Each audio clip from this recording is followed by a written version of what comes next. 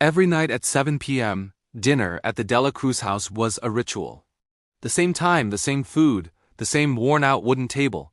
But one thing always broke the pattern: the empty chair. Third from the left. It wasn't a mistake. It was the chair of the man who walked out on them 10 years ago. Ramon de la Cruz, the father who promised forever but vanished without a trace.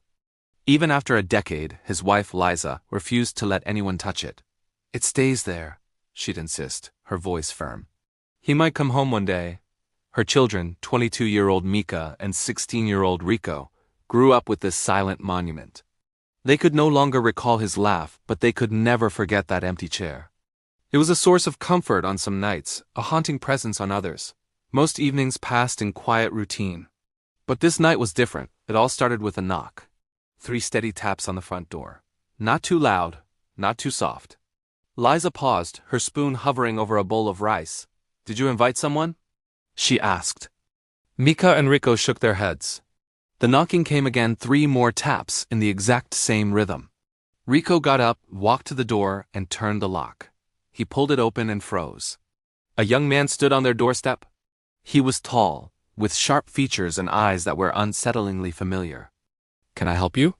Rico asked, his voice filled with caution. The young man swallowed, his nervousness apparent. Is Liza de la Cruz here?" Liza slowly approached the door, her hands trembling. "I'm Liza. Who are you?" The young man looked down at his feet for a moment, then met her gaze. "My name is Jacob. Jacob Santos, and I think I'm your son." The air in the room instantly thinned. Mika let out a sharp gasp. Rico nearly dropped his phone. Liza's face went pale. "Son?" she whispered, her voice barely audible. "That's impossible." He reached into his pocket and pulled out a worn, folded birth certificate. "I'm Ramon de la Cruz's son. He told me to come find you if anything ever happened to him." Liza's knees felt weak, like they might buckle at any moment. Ramon, that name which she had buried deep in her heart for 10 long years, was suddenly resurrected. Mika's whisper cut through the silence. "Mom, is he telling the truth?"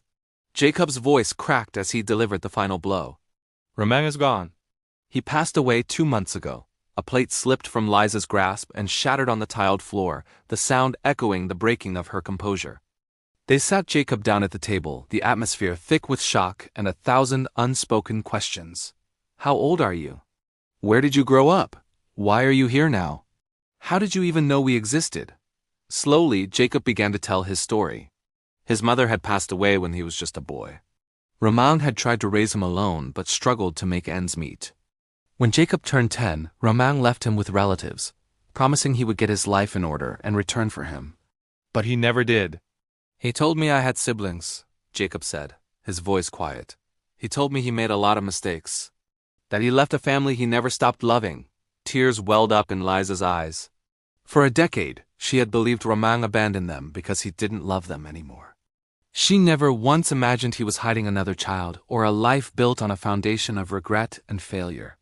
Jacob continued. "Before he died, he made me promise I'd come here," he said. He wanted his families to know each other, even if he couldn't be here. Rico frowned, processing the words. "Families? You mean US and you?" Jacob nodded. "He didn't leave you because he didn't care. He left because he felt like he was failing both of us." A heavy silence descended upon the room. Then Liza stood up and slowly walked over to the empty chair. Everyone's eyes followed her. She gently pulled it out from under the table and whispered. Jacob looked up, surprised. I don't want to take his place." "You're not taking his place," Liza said softly, her voice filled with a newfound tenderness. "You're filling the emptiness he left behind." Jacob hesitated for a long moment, then finally moved to sit in the chair that had remained untouched for 10 long years. That night, the family shared dinner.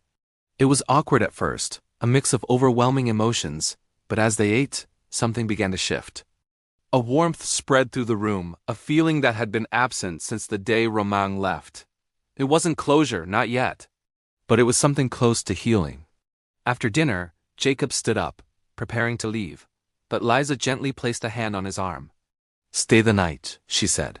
"We have a lot to catch up on." For the first time in a decade, the empty chair wasn't empty. And strangely, for the first time, it didn't hurt anymore. The void had been filled, not by the man who left, but by a new beginning they never saw coming. Thank you for watching. If this story moved you, please like, share, and subscribe for more stories that explore the complexities of family and healing. We'll see you in the next one.